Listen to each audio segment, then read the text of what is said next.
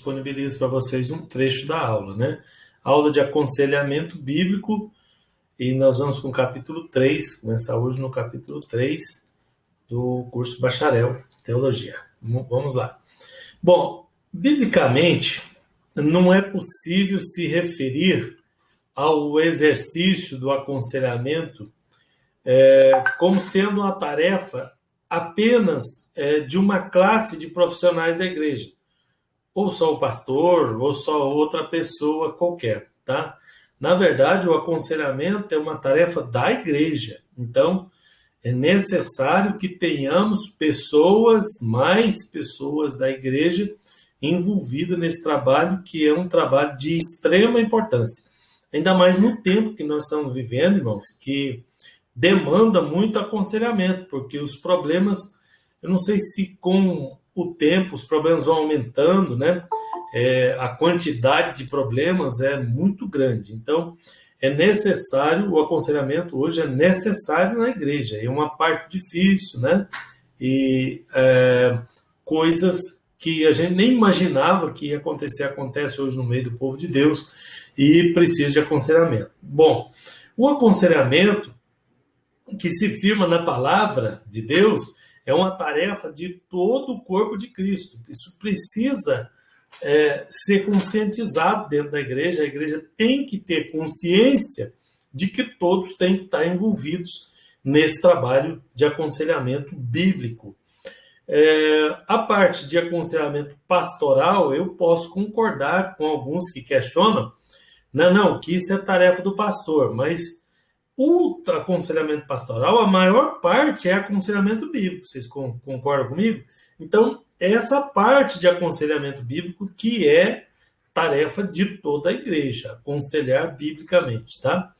Agora, tem tarefas específicas que tudo bem, é uma tarefa mais pastoral, mas esbarra naquela máxima, né, que o sogro de Moisés ensinou para ele. Falou, olha, as pequenas tarefas se distribuem com todo mundo.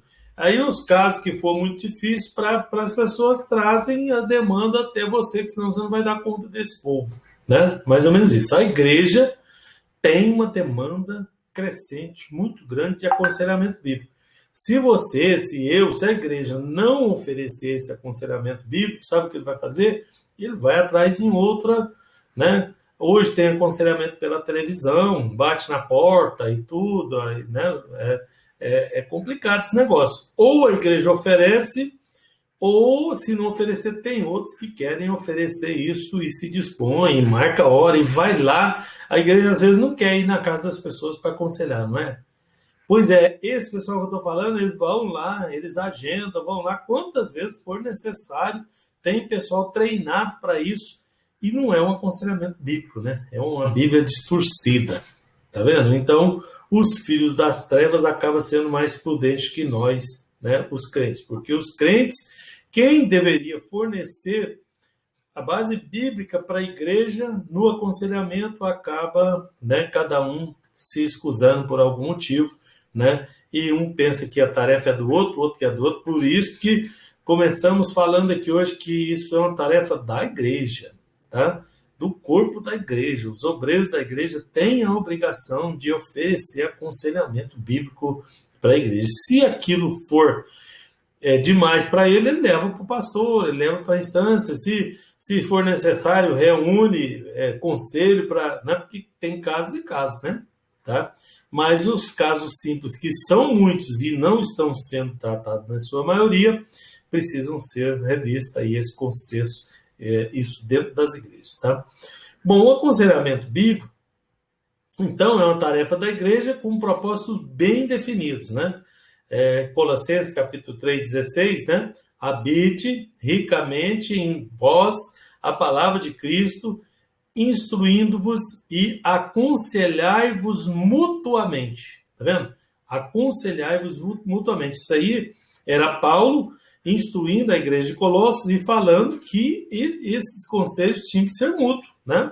Um tinha que ajudar o outro no aconselhamento bíblico. Está falando da palavra, tá vendo? Ele está falando de aconselhar mutuamente, tá? Desde os tempos apostólicos, então, o aconselhamento tem ocorrido na igreja como função natural na vida espiritual do corpo de Cristo, tá? O corpo de Cristo tem essa necessidade, tem essa demanda, não tem ninguém que vá contestar isso daí, tá? Afinal, né, o próprio Novo Testamento ordena aos crentes a se admoestarem. Admoestar nada mais é do que um aconselhamento, né? É uma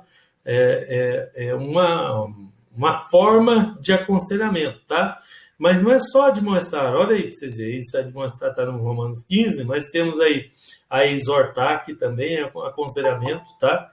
Porque exortar é diferente do que muitos imaginam, que é danar com a pessoa, mas é danar dentro da Bíblia, ó, não está fazendo, é biblicamente, né? Não é nas coisas pessoais, né, na vida pessoal, tá? A se consolarem, consolar também é um aconselhamento bíblico, tá? 1 Tessalonicenses 4,18. Confessar os pecados uns aos outros para serem curados, isso também é parte do aconselhamento. Corrigir uns aos outros com espírito de brandura, né? E deveriam ser habitados ricamente pela palavra e se instruir e se aconselharem mutuamente, é o que diz a palavra. E tem vários versículos aí, hein? Então, só aí já dá um estudo bíblico para ministrar na próxima terça-feira, que é amanhã, né? Então, aí, corre aí, né, Jackson? Corre aí, Luciano, aí, para pregar na palavra, né? Já tem aí um subsídio aí muito grande, tá? De versículos bíblicos, tá? Significa, então, dizer que todos os membros do corpo de Cristo poderiam aconselhar, desde que todos estejam habilitados, né, ricamente pela palavra de Cristo. Imagina um neófito sendo um conselheiro. Por isso que o obreiro, né, o homem de Deus escolhido para ser um obreiro, ele não é um obreiro para ter uma carteirinha no bolso, é para ter uma função, né? Uma das funções do obreiro é essa aí. Não é enfeitar o púlpito da igreja, né? É justamente utilizar a palavra de Deus nesse sentido aí. Agora, para aconselhar biblicamente, a pessoa tem que ter um preparo bíblico, né? A palavra tem que ser abundante na vida da pessoa para que ele possa, então, aconselhar, tá? Porque senão a pessoa vai muito para o lado pessoal, para dar pitaco nos problemas dos outros, né? E nossa função não é dar pitaco na resolução do problema do crente, né? Se tiver que ajudar nesse problema aí, vocês contratam a irmã Elaine, aí, vocês contratam os psicólogos aí, para dar uma instrução nesse sentido. O nosso trabalho, como nós começamos a falar na aula passada, é o trabalho de aconselhamento bíblico para aprimorar, para aconselhar, para admoestar, para consolar, etc., tá? Biblicamente.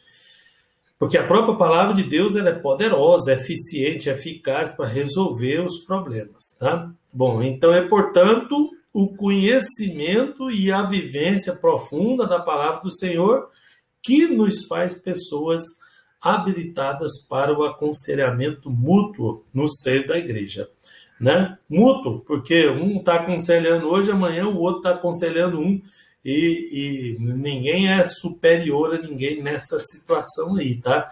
Não é hierarquia que nós estamos falando aqui, não. Pai do Senhor, irmão? Sim.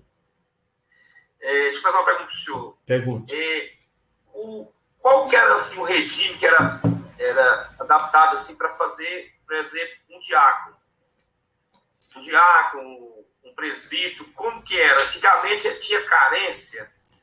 Na verdade, tem uma coisinha que sobre esses obreiros aí, que eu até já falei disso em outras lições, mas que é bem pertinente agora. Com relação aos obreiros, eles não têm uma hierarquia, eles têm uma função diferente. Então, qual é a função do diácono, qual é a função do presbítero, né? Então, não tem nessa pergunta que saber se ou não. Dentro dessa função, sim. A pergunta que eu quero fazer para o senhor é com relação assim, como que era escolhido um presbítero, um diácono naquela época, assim, porque vou dar um exemplo, na nossa igreja, o pastor Júlio, você não leva a mal, mas tem presbíteros preparados demais. E como que era assim, hoje o pessoal não tem jeito de fazer uma reciclagem, um curso que a gente está fazendo? Não, justamente uma grande preocupação da igreja, não é a nossa igreja, né? É a preocupação da igreja, porque não temos hoje pessoas preparadas suficientes, as pessoas não querem se preparar, as pessoas, tá? E a própria Bíblia alerta para a gente não escolher pessoas neófitas, novatos, que não sejam conhecedores, né? Então, o requisito é a pessoa ter chamado, né? E o pastor reconhece isso, e ele faz a indicação, mas com base também nele achar, ele olha lá para os obreiros. Você fala, não, podia escolher obreiro melhor, mas ele olha para os obreiros e fala, mas o que eu tenho é esse, né? Então vamos, faz que nem na eleição, vamos pegar o menos ruim, então, né? Porque eu não estou vendo nenhum bom aqui, tá vendo?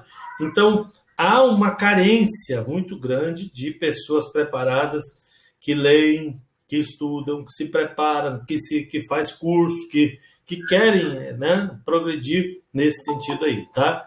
Mas é uma necessidade, mesmo não tendo, a Bíblia fala que isso é necessário, e a igreja tem sofrido com isso, uma falta de pessoas preparadas para fazer a sua obra, tá? Isso vai em todos os níveis, tá? Pastores aí, tá, a coisa mais difícil é a gente arrumar pastores, tá?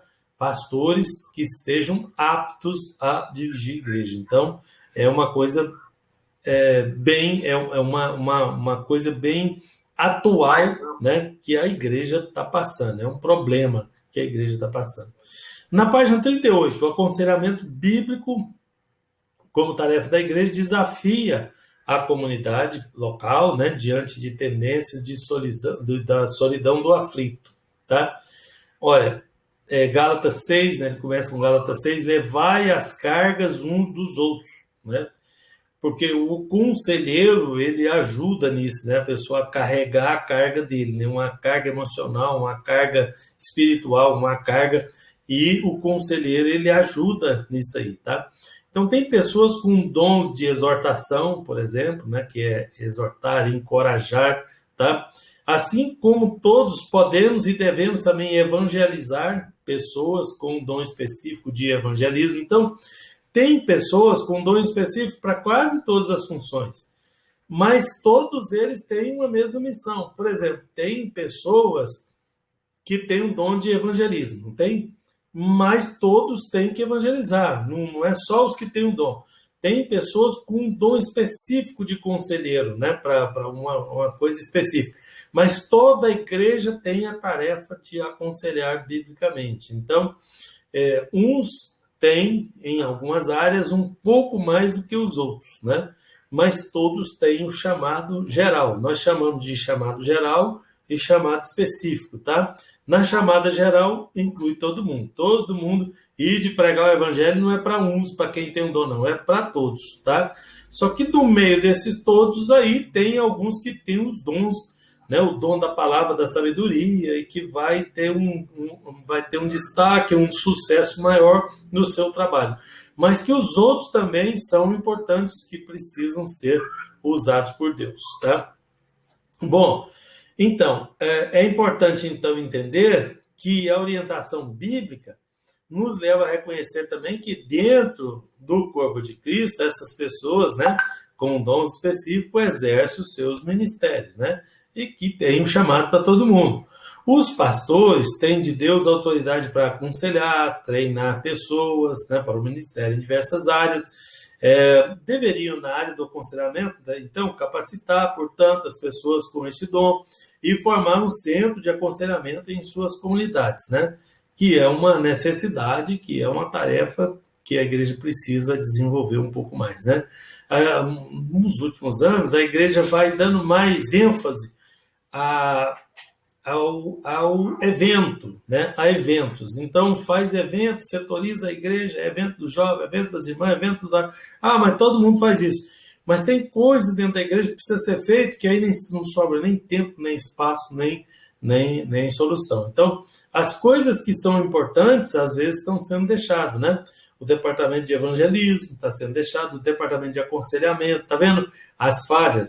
À medida que eu vou falando para vocês aqui, vocês vão, né, percebendo o tamanho dos problemas que nós estamos enfrentando na igreja, tá? Porque tem igreja que fala que tem um departamento de missões, departamento de evangelismo, aí você vai lá, o departamento de evangelismo faz o quê? Bom, ele faz um culto por mês, né?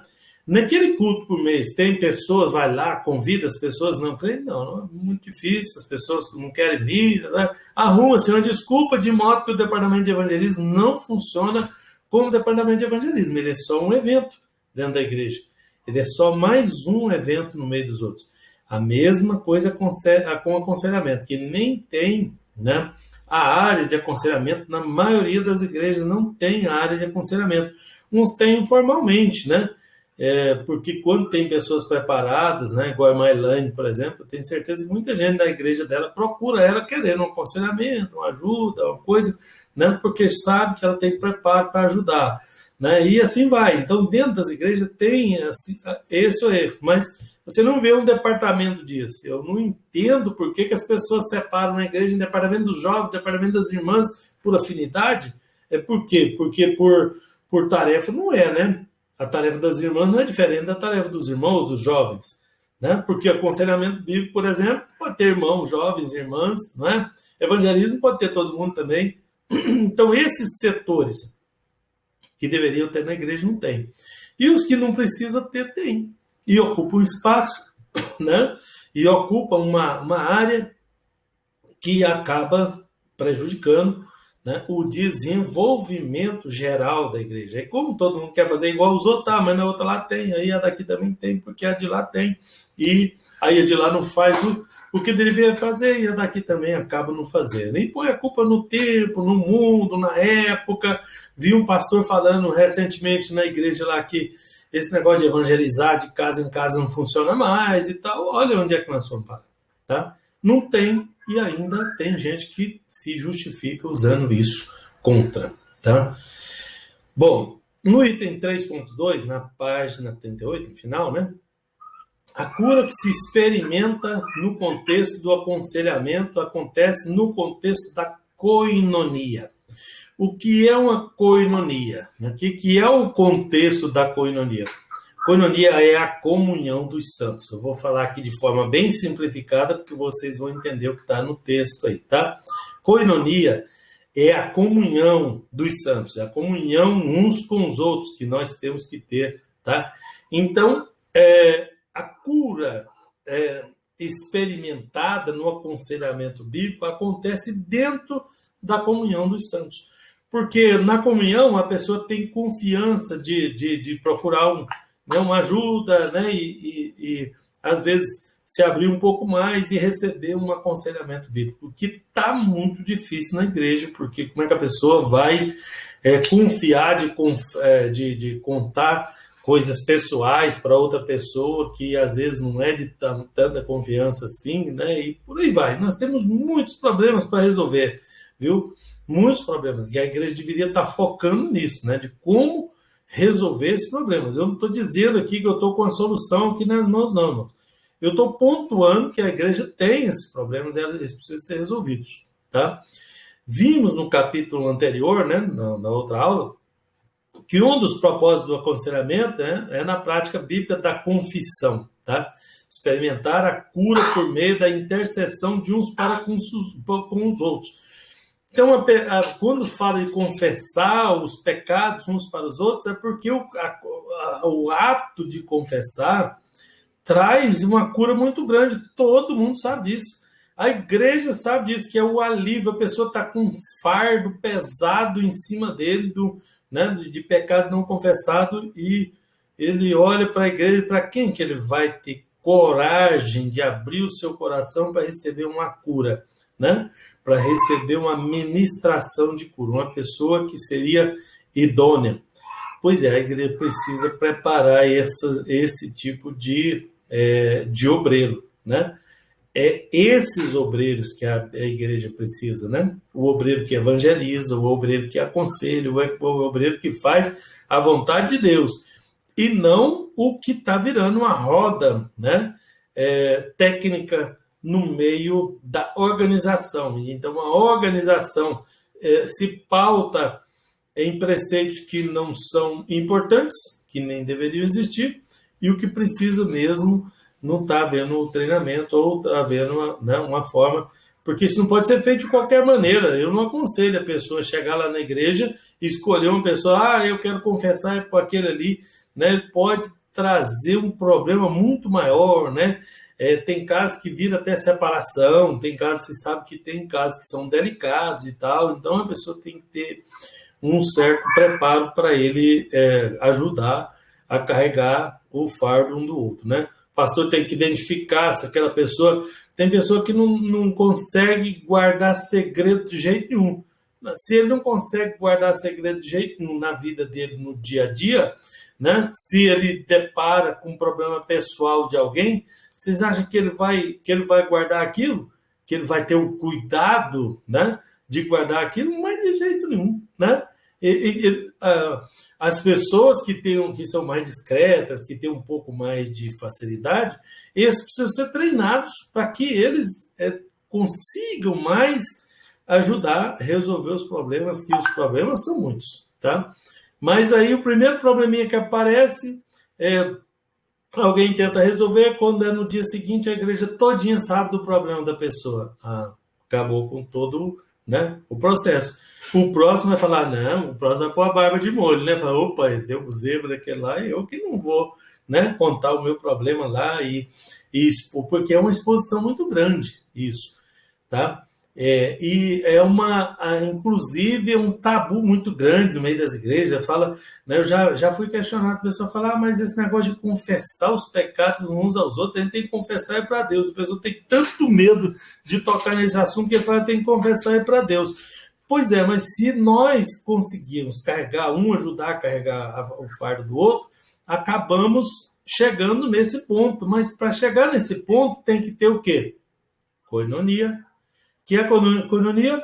É a comunhão dos santos, tá? Deveria, então, a koinonia proporcionar um ambiente, né, para compartilhar as dores, né, e opções erradas que nos levam a sofrer, coisas que a pessoa fez até lá no passado, que está martirizando ele, que alguém pode ajudar, né? Poderia ajudar se fosse o caso, e fosse treinado para isso, e ele tivesse a confiança de entrar na igreja e falar, não, lá naquela igreja eu fui bem assistido, eu acho que você deveria ir lá, né? Porque uma pessoa fala para o outro, né? Aí o outro fala para o outro, e às vezes as pessoas vêm para a igreja porque viu o problema do outro ser resolvido e quer que o problema dele também seja resolvido.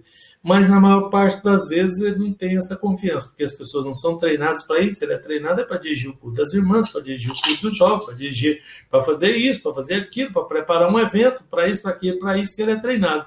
E treinamento para aconselhamento, quase zero. Não vou dizer que é zero, não, mas está perto disso. Para evangelismo, misericórdia, né? Os que eu tenho visto aí tá dado um jeito que, né, tá quase zero também, tá?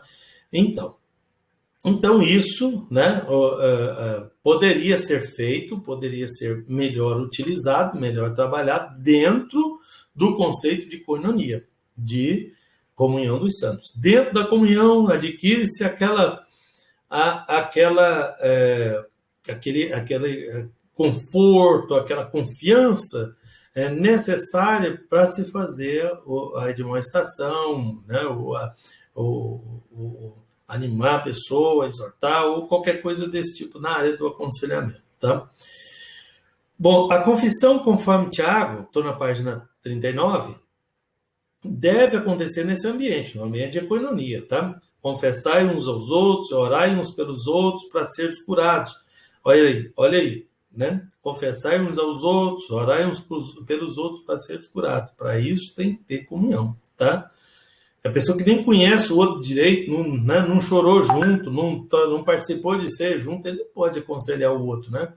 Porque ele não consegue sentir as dores do outro, ele não tem empatia. Então, na hora de escolher o conselheiro, o pastor tem que olhar um monte de requisitos da pessoa. Se ele não tem empatia, que é a capacidade de se colocar no lugar do outro e conversando com a pessoa, identificar, não é possível identificar isso, tá?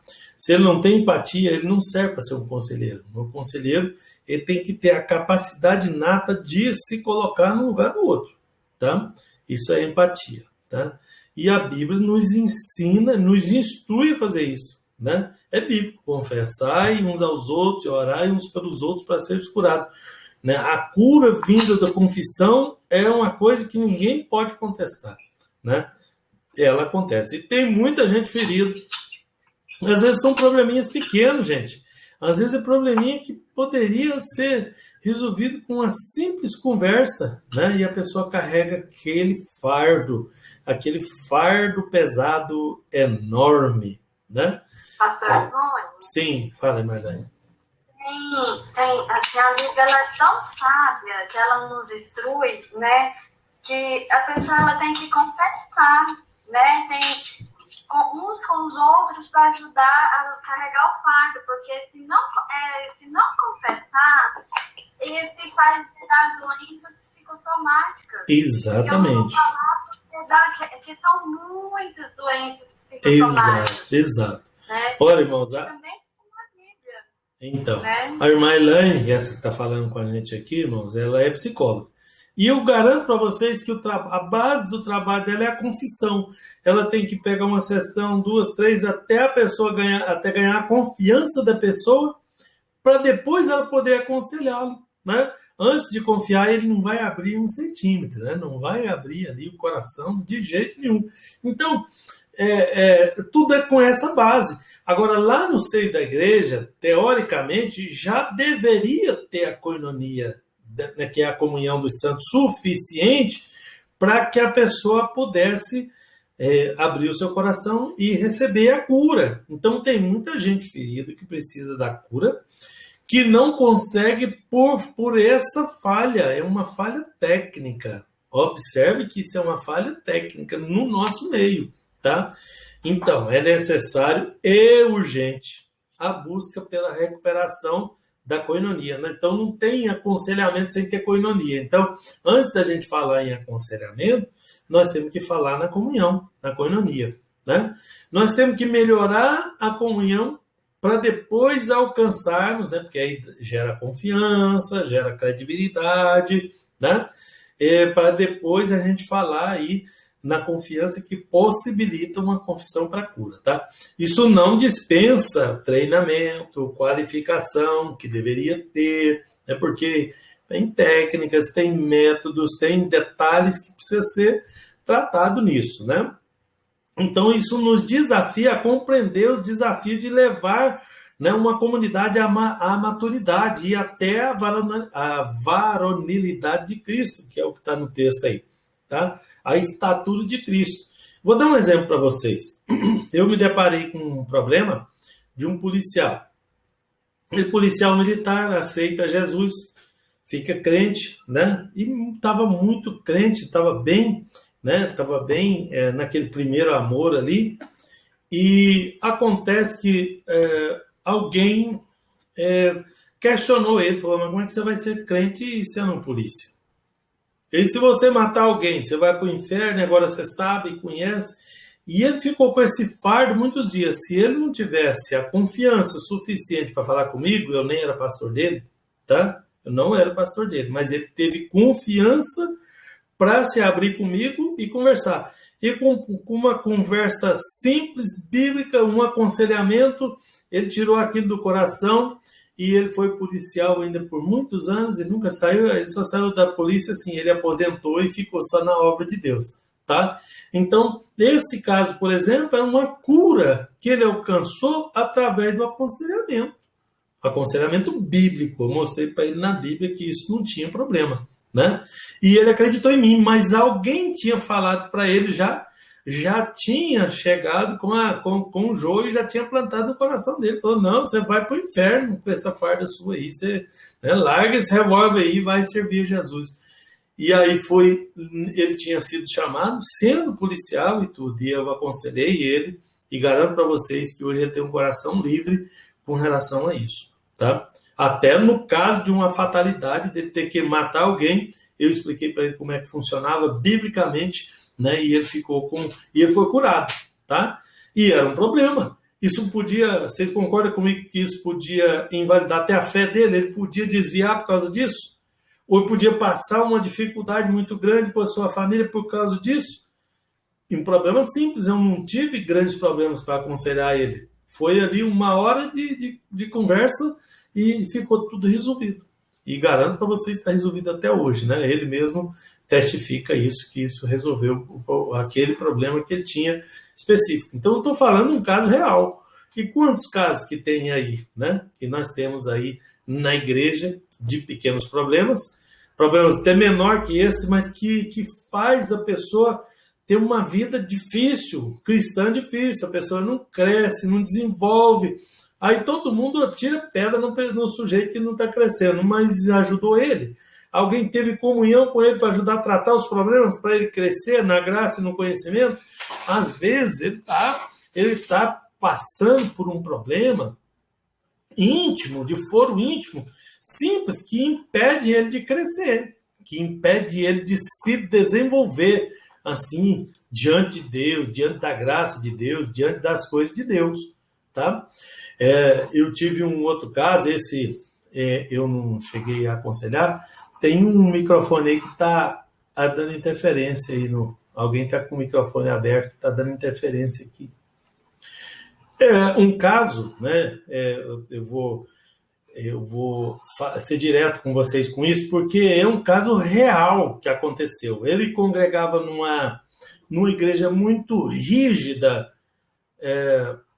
em doutrina, não é doutrina, é uso e costume. Se fosse doutrina, é doutrina bíblica, né? Mas a igreja era muito ríspida, muito rígida com certas coisas. E lá na igreja ele adquiriu o conceito de que relação sexual era pecado. E ele já estava sendo escolhido para ser obreiro. Imagine a cabeça desse homem. E ele não crescia, porque ele tinha a mulher dele, né? Ele tinha 2 filhas, era um bom obreiro, era uma pessoa fiel, queria ser fiel à palavra de Deus, mas alguém contaminou a cabeça dele e falou que aquilo era pecado, né? E aí, na cabeça dele, ele estava impuro. E aí, como é que a pessoa cresce desse jeito? Pensa na situação. Estou contando para vocês casos reais que vocês vão deparar dentro da sua igreja, no meio da sua comunidade, que você vai ter que tratar isso com as pessoas, né? E que tem hora que é até difícil você, né, olhar para esses casos. Aí você fala, mas como é que a pessoa, né, acredita nisso? Então, se alguém falou que está na Bíblia, que é daquele jeito, se é principalmente novos convertidos, a gente tem que ficar de olho nos novos convertidos, porque tem um tanto de gente querendo instruir os novos convertidos, né? Dá uma doutrinada neles lá, e eu conheço gente que ele é bom para doutrinar, dá uma doutrinada no novo convertido, ele não volta nunca mais na igreja. Por quê? Porque a pessoa não usou, né, da Bíblia para dar um conselho, fez a coisa errada, né, ele aprendeu errado, e às vezes ele nem tem culpa. Eu mesmo, pessoas, eu garanto para vocês que tinham boa intenção, eu tenho certeza que a pessoa que tinha boa intenção me ensinou coisa errada, que para tirar da minha cabeça deu trabalho, né? Então, aí é que vem a preparação, é a igreja que tem que preparar. Porque se a igreja não preparar, alguém vai trazer aquele ensinamento, alguém vai falar para ele. Isso passa de modo sutil, rápida, tá? Mais rápida do que o vírus chinês, né? Aquelas coisas que prejudicam, que atrapalham. Porque um dos objetivos do inimigo é tirar, né, invalidar doutrinas ou distorcer doutrinas bíblicas. Isso aí é a vitória dele lá, porque ele tem que parar a igreja. Para parar a igreja, o que ele faz? Ataca nas doutrinas, tá? E se a igreja não tem um trabalho sério doutrinário, acaba que as pessoas ficam vulneráveis. Eu já vi igreja inteira, né? A igreja dá uma esvaziada assim do dia para a noite, por causa de probleminhas, né? Aí, como a pessoa não está firmada na rocha, não está doutrinariamente forte, né? Aí aquele negócio vira um rastilho de pólvora e é uma explosão terrível e acaba perdendo-se muitas almas por conta disso aí, tá? E quando não é um caso grave assim, mas que isso vai minando as bases devagarinho, né? Numa coisinha aqui, noutra coisinha ali, coisas pequenas igual essa que eu acabei de citar, tá? Bom, isso é tão sério que se um irmão viesse a pecar e outro irmão, na base da comunhão espiritual, o procurasse em amor, né? O procurasse em amor, porque tem obreiro que ele é tão ruim, de coração, assim, o coração dele é mau, ele ainda traz aquele ranço do passado, ele não serve para aconselhar, porque ele aconselha com maldade. Se não tiver amor, né? Por isso que tem que ter um treinamento de koinonia antes, né? No amor, na graça, na palavra. Ele tem que receber a palavra junto, tem que chorar junto, né? A quantidade de palavra de Deus que está sendo ministrada nas igrejas não é suficiente para produzir a koinonia que nós estamos falando aqui, não. Precisa mais palavra, precisa mais estudo bíblico, precisa mais entendimento mútuo de todo mundo para chegar a esse patamar que nós estamos esperando aqui, almejado, tá? É claro que no ápice, assim, não é uma coisa que a gente espera que vá, né, que todo mundo vai acontecer isso, né, que a igreja toda, né, a gente sabe que é um trabalho de formiguinha, mas nós podemos buscar a comunhão, né, principalmente na palavra, para ver, né, essa transformação que precisamos, tá? Então, na base dessa comunhão, né, se a pessoa procurasse em amor e o exortasse, né, ao arrependimento e mudança, a pessoa seria perdoada e haveria um ganho extraordinário para o evangelho. Qualquer pessoa que está com problema espiritual lá, que se ele for procurado na koinonia e ele conseguir confessar o pecado e ele conseguir resolver ali, receber um bom aconselhamento bíblico, ele vai ser perdoado por aquele pecado que está impedindo o crescimento, está impedindo, né, o desenvolvimento dele, e o ganho seria para todo mundo, para toda a igreja, para todo o corpo de Cristo ali, para todos os irmãos ali, tá? Tudo seria resolvido ali mesmo, né? Olha o que diz lá em Mateus, né, 18, tudo seria resolvido ali mesmo, e se ele te ouvir, ganhaste o teu irmão. E o que nós queremos? É ganhar o nosso irmão, não é isso que nós queremos? Nosso objetivo, nossa finalidade, e é para isso que tem um aconselhamento bíblico. É para isso que tem o evangelismo. Pensa na coisa assim, o evangelismo é o primeiro nível. Eu gosto de chamar isso de nível, é uma coisa minha, não é de outros, tá? No nível básico, no nível inicial, é o evangelismo. Você anuncia o evangelho de uma forma prática, básica, simples, objetivo para o pecador. Ele aceita Jesus, aí você entra na fase 2, no nível 2. Nesse nível, aí entra o nível do aconselhamento, do treinamento. Você vai aplicar a ele uma série de doutrinas fundamentais importantes que vai firmar ele no corpo de Cristo e vai dar a ele a koinonia suficiente para resolver os pequenos problemas que, em tese, poderia impedir o crescimento dele.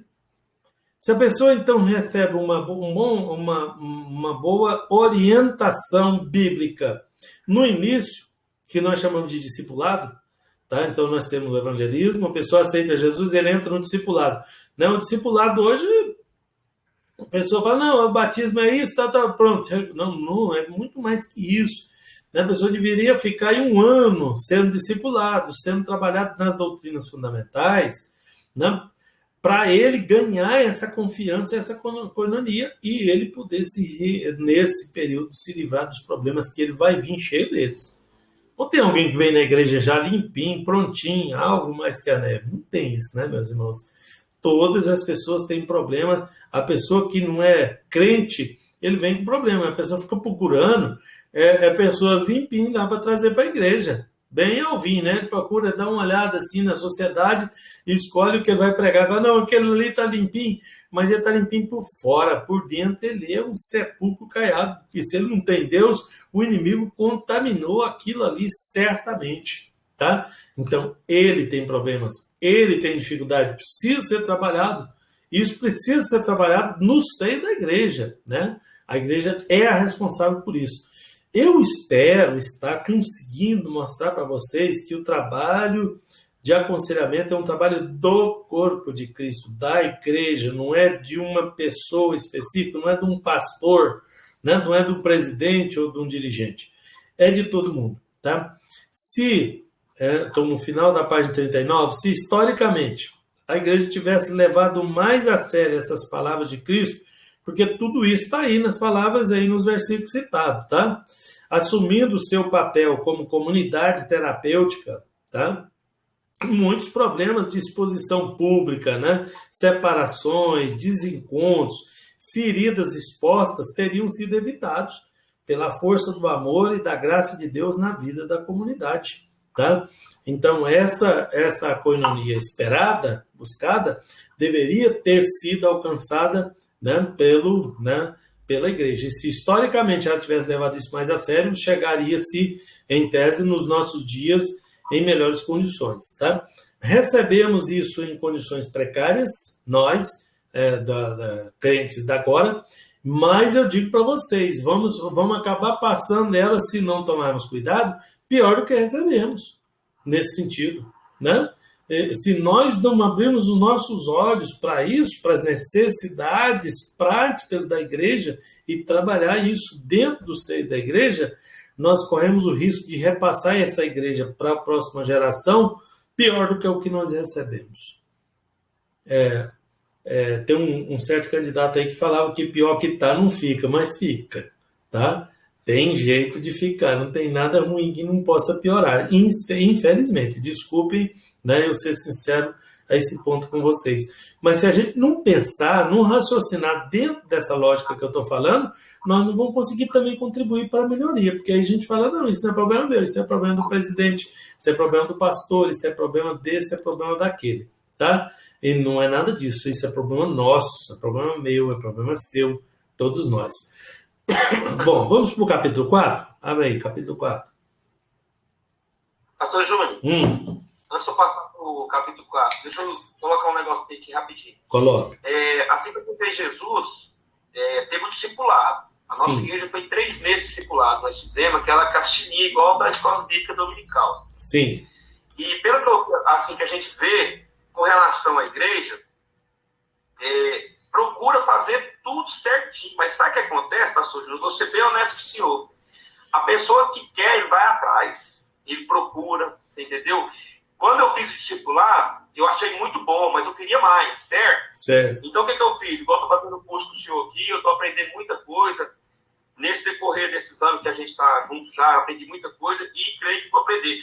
Mas os próprios membros, vou dar um exemplo, a escola bíblica dominical. Não tem coisa melhor para você aprender de Deus que a escola bíblica, é a melhor escola do mundo. E nossa igreja, por mais que a gente assim, ache um jeito, arrumou várias formas de convidar os irmãos para ir para a igreja, não vão. Então, assim, eu acho que a falha, às vezes, pode estar também nos próprios irmãos, que também não tem aquela iniciativa de ir, não tem aquela, sabe, aquela vontade de ir. Eu não sei o que acontece com as pessoas. Há controvérsias, né? Há controvérsias. Deixa eu pontuar para você. Deixa eu te responder a essa questão, primeiro. A questão da escola bíblica dominical. Esse modelo da escola bíblica dominical é ineficiente. É o melhor que nós temos, tá? Quando eu falo isso, aí as pessoas às vezes ficam chateadas, que falam, mas a escola bíblica é maravilhosa, é bom o material. Não, ela poderia ser melhorada, tá? É o que eu disse para vocês. Do mesmo jeito que o ruim pode ficar pior, o que é bom pode ficar melhor, né? A escola, ela não oferece grande atrativo para a pessoa vir. A pessoa não vem se não tiver grande atrativo. O que vocês acham que vocês estão fazendo aí na minha frente? Porque alguma coisa vocês veem de importante na hora de receber esse estudo aqui. Então, às vezes a pessoa lá, ele não sabe o que ele está perdendo. A igreja tinha que oferecer isso. Sim. Mas eu falo para o senhor, uns altos e baixos da nossa igreja, essas lições da escola bíblica dominical que está tendo ultimamente, está sendo as melhores de todos os tempos. Pois é, mas não, mas pode melhorar, mas tá boa. Viu? Não, mas a questão é isso que eu estou dizendo para vocês, está fora do nível, né? Para vocês aí, né? Para você, Mailane, que está pegando um conteúdo maior de teologia bíblica, quando você chega na escola e vê aquilo, você fala que coisa boa. Mas você pega lá dentro da igreja alguém que é neófito ali, que está começando, ele olha para aquilo, não está fazendo, né, não tá atrativo para ele. Nós tínhamos que ter um programa de desenvolvimento onde colocasse as pessoas por nível, do mesmo jeito que é nas escolas, né? Na escola você não entra na 8ª série, você entra na primeira, vai para a segunda, você vai subindo no nível, e o conteúdo vai engrossando à medida que você vai subindo. Aí você mas é isso que acontece. Aí você põe isso, porque a pessoa sai do discipulado e vai pegar a escola bíblica dominical, ele não sabe nem o beabá. Isso quando tem discipulado, porque tem igreja que nem o discipulado não tem. Aí você pega a pessoa e joga ele numa classe lá, ele vai dormir. Ele vai dormir, não vai? Né? Ele não vai no domingo que vem, 8h30 da madrugada, com o sol esquentando a orelha dele,